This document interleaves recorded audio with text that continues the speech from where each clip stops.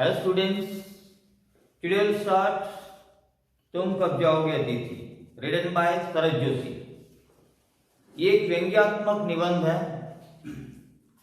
तूफान, फेस्टिवल और इनके जैसे अतिथि ये बिन मौसम बरसात की तरह बिन बुलाए टपक पड़ते हैं। एक तो आते हैं फिर यहां से जाने का नाम ही नहीं लेते हैं। ऐसे ही एक अतिथि लेखक के घर में आ गए थे और उस अतिथि के प्रति लेखक की मनोभावना कैसी रही और लेखक अतिथि के बारे में क्या क्या सोच रहे थे, उसके बारे में व्यंग्यात्मक ढंग से लेखक इस निबंध में लिखा है। So let us start. तुम कब जाओगे अतिथि। आज तुम्हारे आगमन के चतुर्थ दिवस पर यह प्रश्न बार बार मन में घुमड़ रहा है, तुम कब जाओगे अतिथि। अतिथि आकर 4 दिन हो चुके थे, लेकिन अतिथि जाने का नाम भी नहीं ले रहा था। तो इसीलिए लेखक के मन में बार बार एक ही प्रश्न उठ रहा था कि तुम कब जाओगे, क्योंकि 4 दिन हो चुके थे।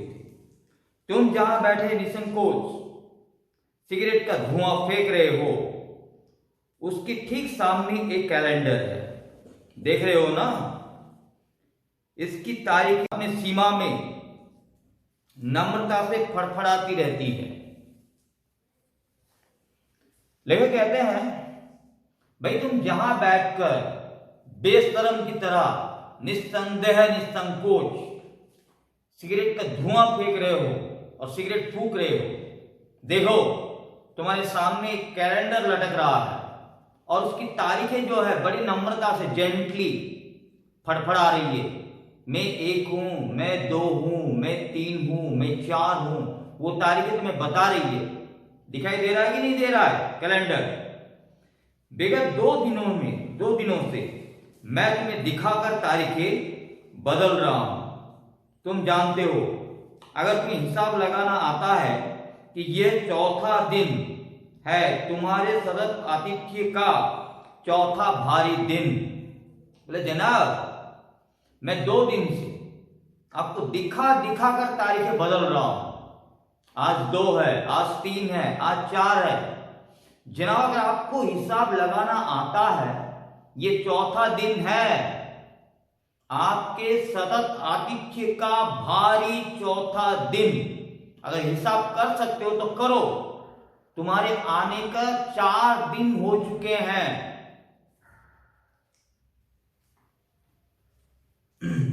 पर तुम्हारे जाने की कोई संभावना प्रतीत नहीं होती। 4 दिन होने के बावजूद तुम्हारे जाने की कोई संभावना दिखाई नहीं देती है।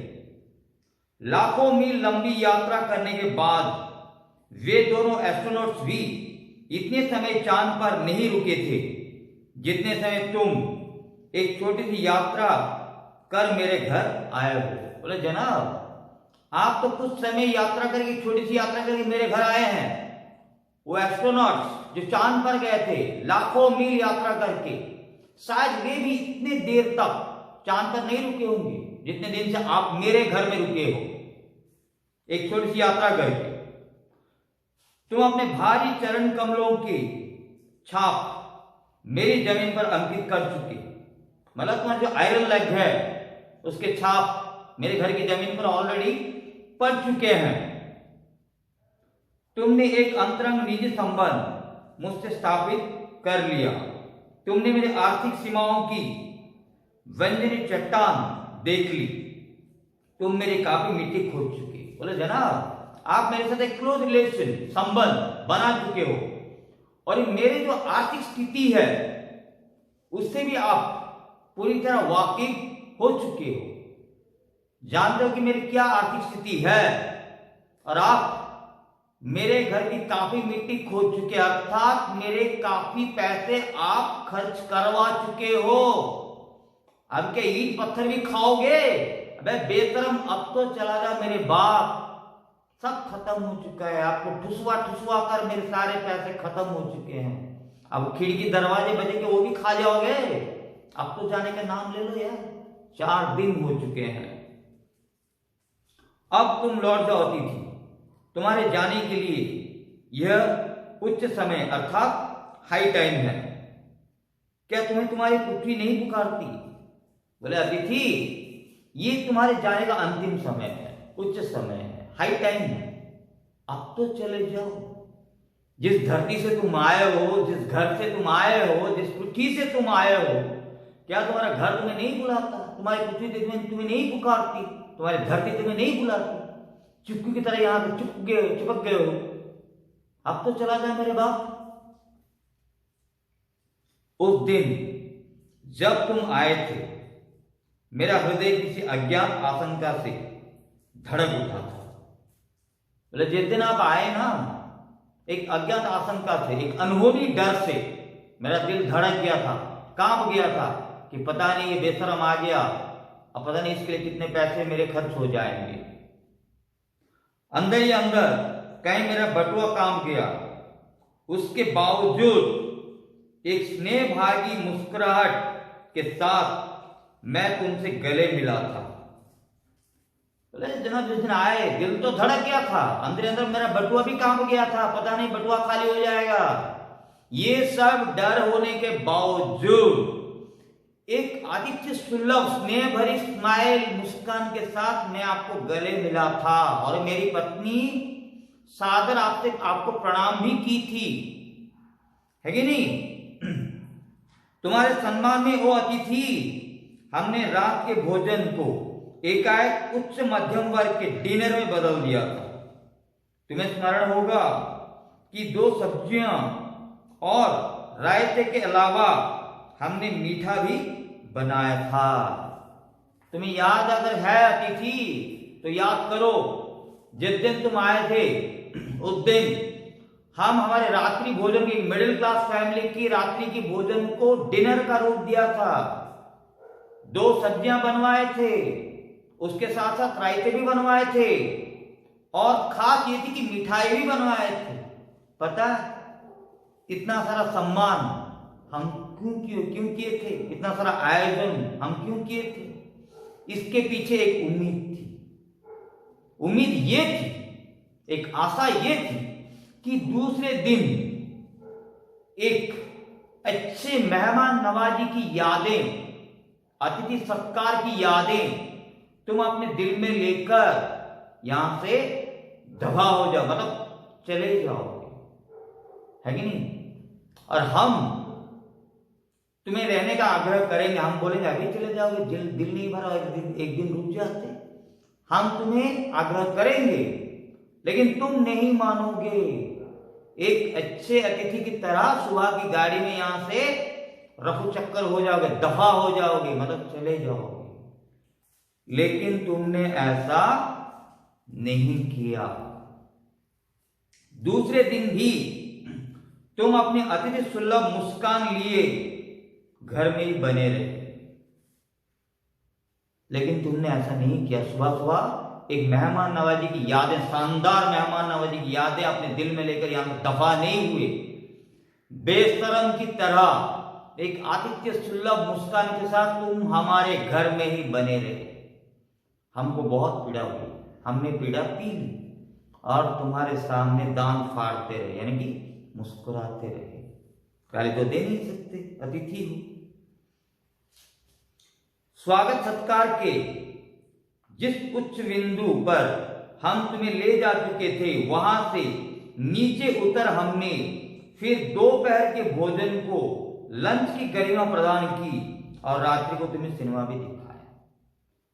तुम्हें अतिथि सुलभ और अतिथि सत्कार की जिस ऊंचे लेवल पर हम ले गए थे, वहां से थोड़ा नीचे खिसक कर दोपहर के भोजन को हमने लंच की गरिमा प्रदान की। और तुम्हें याद होगा रात्रि को तुम्हें हमने सिनेमा भी दिखाया था। बस ये हमारे आतिथ्य सत्कार की सबसे ऊंची स्तर थी। इससे आगे हम आज तक किसी के लिए भी आगे नहीं बढ़े। ये लास्ट। तुम्हें डिनर खिलाए, तुम्हें लंच खिलाए, तुम्हें सिनेमा दिखा दिए।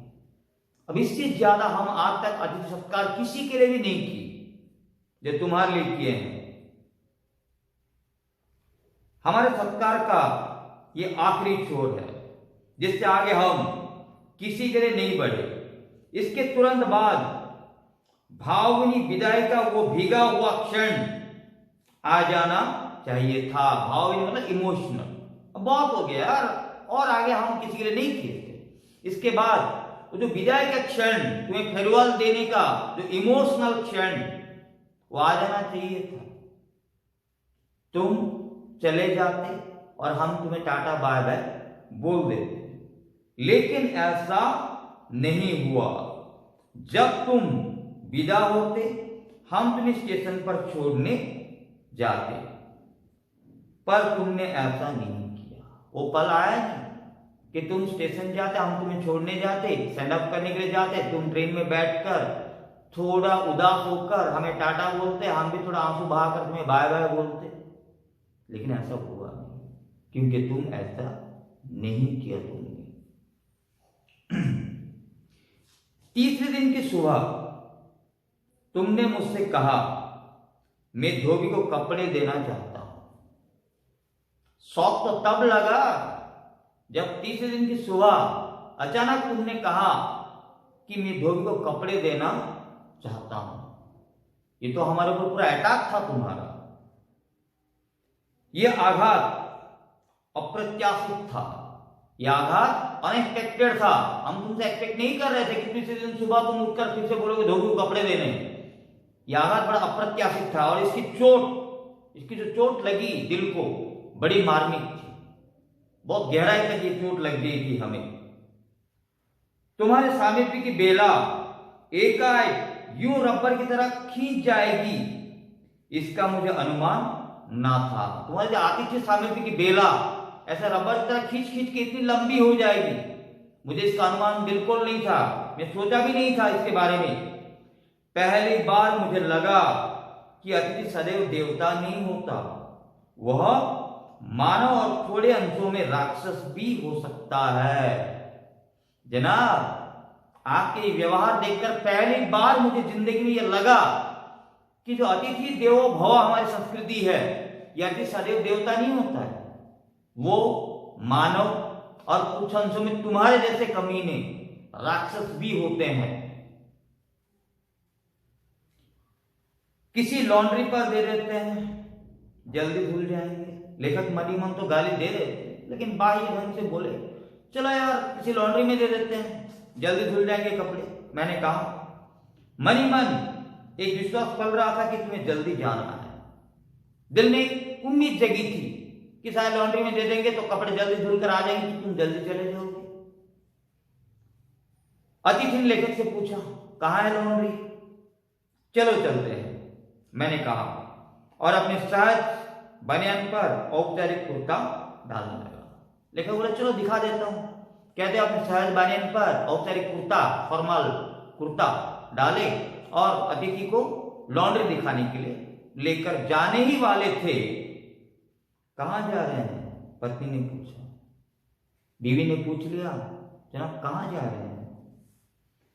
इनको कपड़े लॉन्ड्री पर देने हैं, मैंने कहा। हमारे अतिथि हैं, ये अपने कपड़े लॉन्ड्री में देंगे। पत्नी की आंखें बड़ी बड़ी होगी। मेरी पत्नी की आंखें एकाएक बड़ी बड़ी होगी। आज से कुछ बरस पूर्व उनकी ऐसी आंखें देख मैंने अपने अकेलेपन की यात्रा समाप्त कर बिस्तर खोल दिया था। पता है, आज से कुछ साल पहले मेरी पत्नी की यही बड़ी बड़ी आंखें, सुंदर आंखें देखकर हमने अकेलेपन की यात्रा छोड़कर बिस्तर खोल दिए थे। मतलब इनसे शादी कर लिए थे।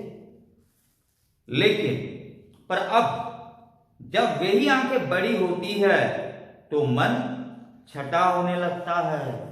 लेकिन अब वही आंखें जब बड़ी होती है, मन छटा सा होने लगता है। मन में आशंका पैदा हो जाती है, क्योंकि तब जो आंखें बड़ी हुई थी वो आंखें प्रेम से बड़ी हुई थी, तो सुंदर लग रही थी, इसलिए हमने शादी कर ली। लेकिन अब यही आंखें जब बड़ी होती है, मन में एक डर सा बैठ जाता है। वे इस आशंका और भय से बड़ी हुई थी कि अतिथि अधिक दिनों ठहरेगा। वो जो आंखें बड़ी हुई थी ना, वो इस आशंका में बड़ी हुई थी कि अतिथि अगर कपड़े लॉन्ड्री में दे रहे हैं मतलब और ज्यादा दिन ठहरेंगे जनाब। इस आशंका में वो आंखें बड़ी हुई थी। और आशंका निर्मूल नहीं थी अतिथि, और मेरी पत्नी की आशंका जो निर्मूल भी नहीं थी, उसका आधार था, उसका कारण था। और वो कारण यह है कि तुम जा नहीं रहे, लॉन्ड्री पर दिए कपड़े धुलकर आ गए और तुम यहीं हो। तुम्हारे भरकम शरीर से सलवटे पड़ी चादर बदली जा चुकी और तुम यहीं हो। बेशरम, तुम्हारे लॉन्ड्री से कपड़े धुलकर आ गए थे लेकिन तुम यहीं बैठे हो। तुम्हारा जो भारी हाथी जो शरीर, भारी भरकम शरीर से हमारी चादर बेडशीट में जो सलवटे पड़ी थी, जो सलवटे पड़ी चादर हमने बदल भी दिए थे, फिर भी तुम समझ नहीं पा रहे हो, या समझने की कोशिश करते भी हो, समझकर भी ना समझ बन रहे हो, हमें पता नहीं, लेकिन फिर भी तुम इसी घर में बने हुए हो।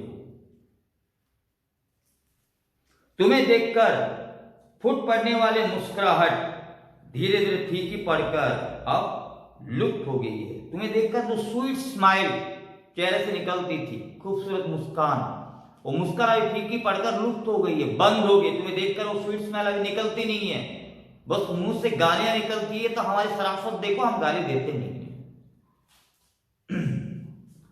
ठाकों के रंगीन गुब्बारे जो कल तक इस कमरे के आकाश में उड़ते थे, अब दिखाई नहीं पड़ते। किसी जोक पर दोनों दोस्त ठाके लगाकर जो ठाके मारते थे, उस ठाके जो रंगीन गुब्बारे, बैलून इस कमरे के आकाश में उड़ते थे, अब ना वो ठाके हैं, ना वो गुब्बारे हैं, ना ही वो कमरा है, ना ही वो खुशी है, सब गायब हो चुके हैं।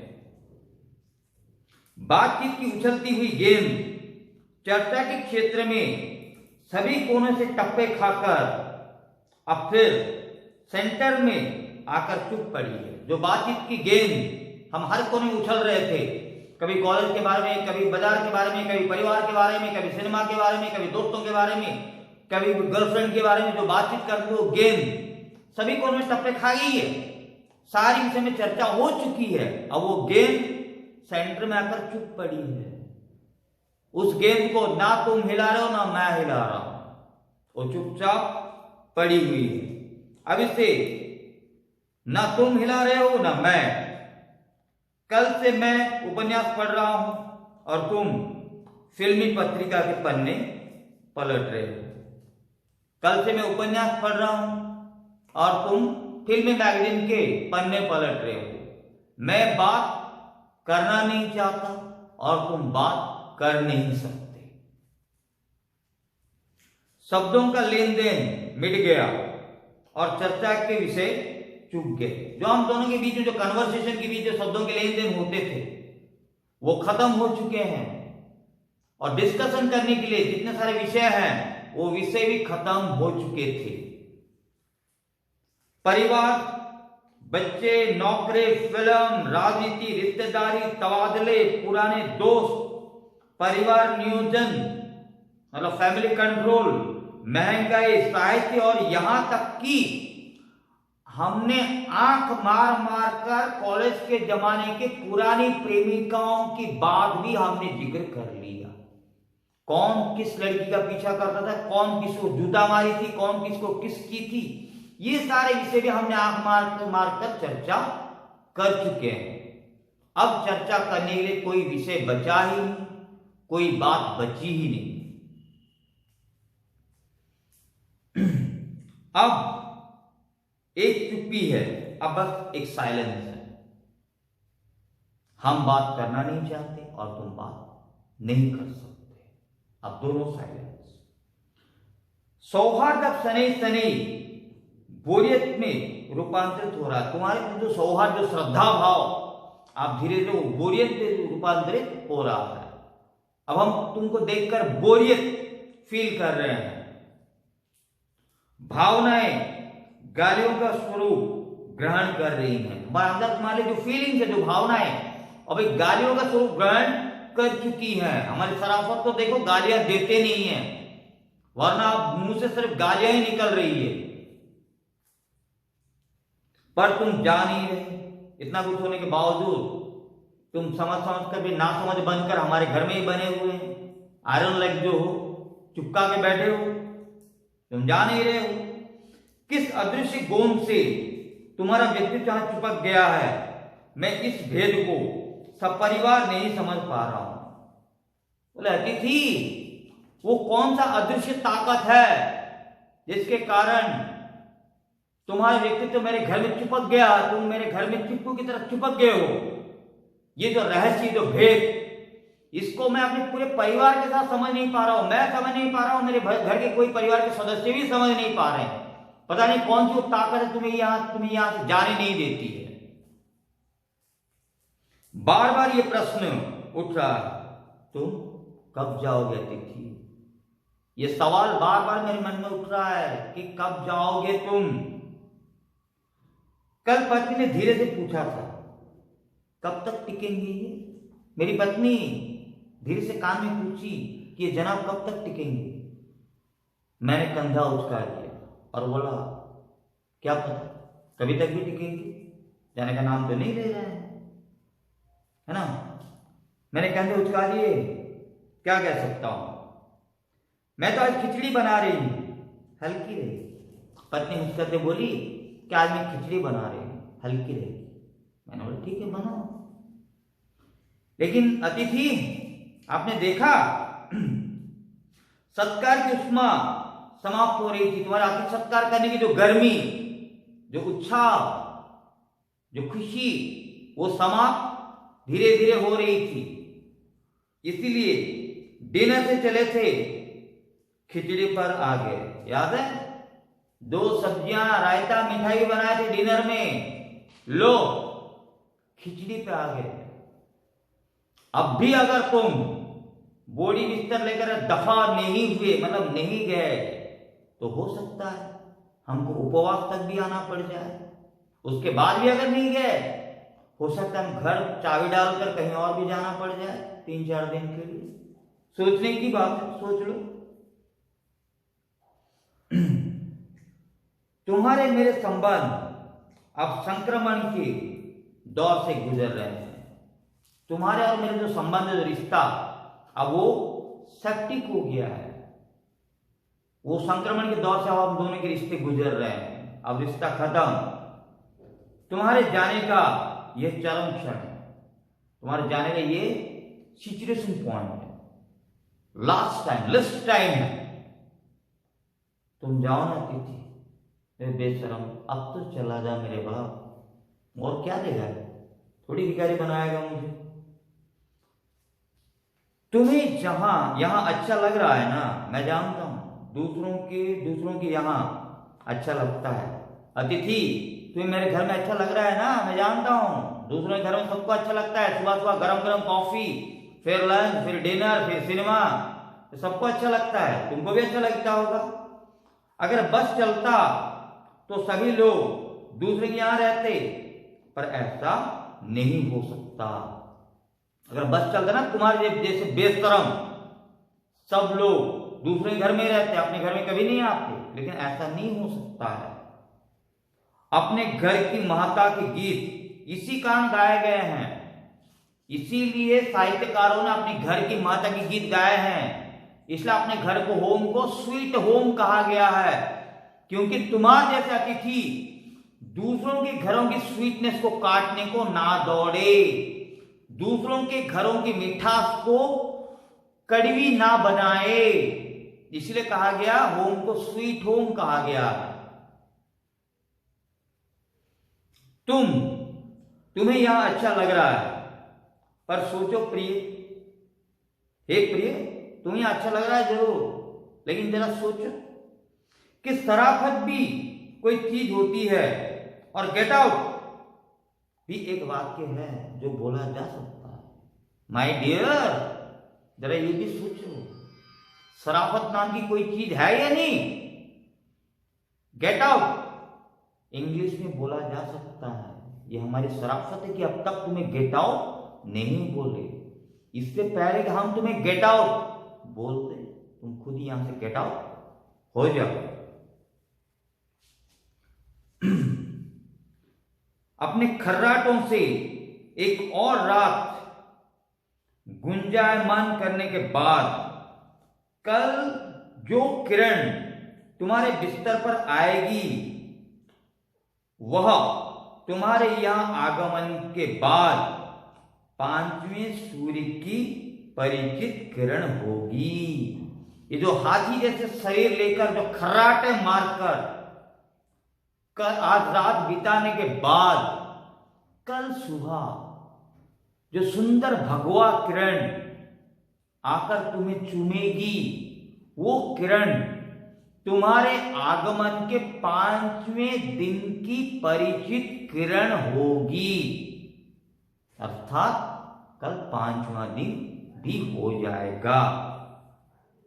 आशा है वह तुम्हें चूमेगी और तुम घर लौटने का सम्मानपूर्ण निर्णय ले लोगे। उम्मीद करते हैं कि कल 5वें दिन की किरण तुम्हें चूमेगी और तुम अपने घर लौटने का सम्मानपूर्ण रेस्पेक्टेड डिसीजन निर्णय ले लोगे और यहां से मर्यादा पूर्ण रूप से दफा हो जाओगे, मतलब अपने घर चले जाओगे।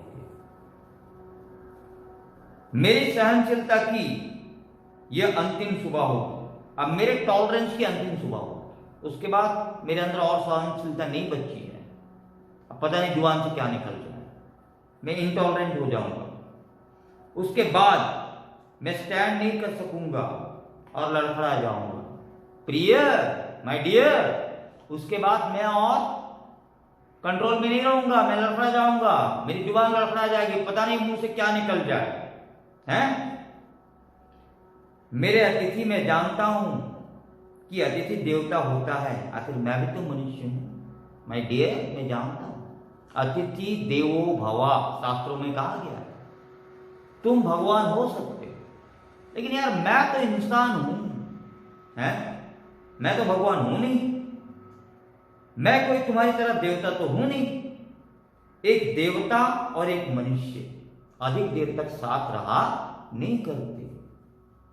देवता आते हैं, दर्शन देते हैं, आशीर्वाद देते हैं और गायब हो जाते हैं।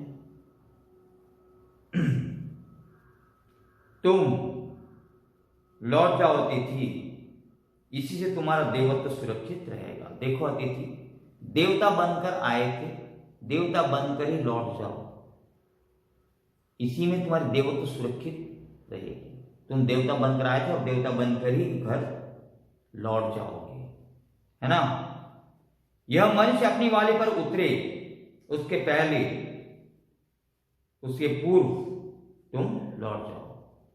कहीं ऐसा ना हो कि इंसान अपनी औकात पर आ जाए, मैं अपने औकात पर आ जाऊं और तुम्हें गेट आउट या कुछ और बोल दूं। इससे पहले अच्छा होगा कि तुम यहां से लौट जाओ। भगवान बनकर आए थे, भगवान बनकर ही लौट जाओ। उफ,